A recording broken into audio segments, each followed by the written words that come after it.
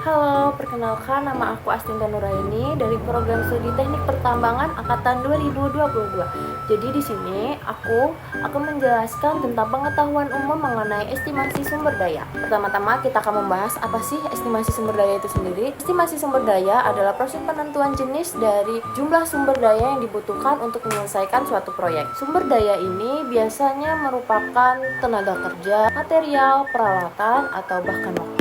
Estimasi ini penting untuk memastikan proyek berjalan dengan efisien dan sesuai dengan anggaran.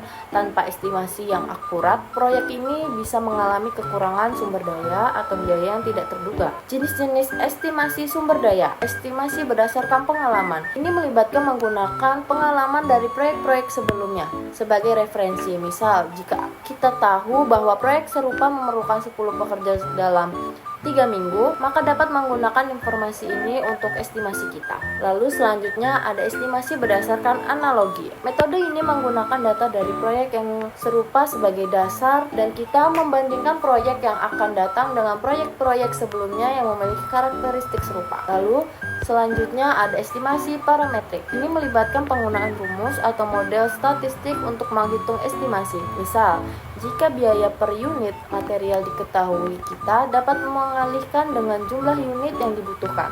Selanjutnya ada estimasi bottom up. Dalam metode ini, estimasi dilakukan secara rinci untuk setiap tugas atau aktivitas kecil terlebih dahulu, lalu digabungkan untuk mendapatkan total estimasi proyek.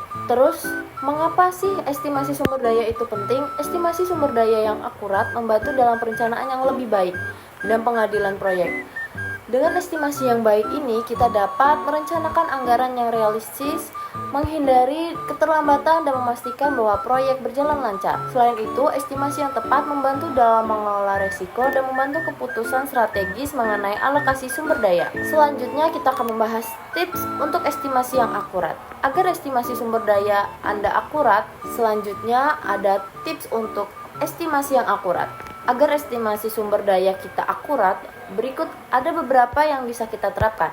Yang pertama, menggunakan manfaat dari proyek-proyek sebelumnya untuk mendapatkan gambaran yang lebih jelas. Lalu, libatkan tim. Ajak anggota tim yang berpengalaman dalam proses estimasi untuk mendapatkan pandangan yang lebih baik. Selanjutnya, perbaharui secara berskala. Revisi estimasi seiring dengan perkembangan proyek untuk menyesuaikan perubahan yang terjadi. Selanjutnya, kita ada di bagian terakhir, yaitu kesimpulan. Estimasi sumber daya adalah keterampilan penting dalam manajemen proyek. Dengan memahami konsep-konsep dasar dan menerapkan teknik-teknik estimasi yang tepat, kita akan lebih siap untuk menghadapi tantangan dalam proyek kita.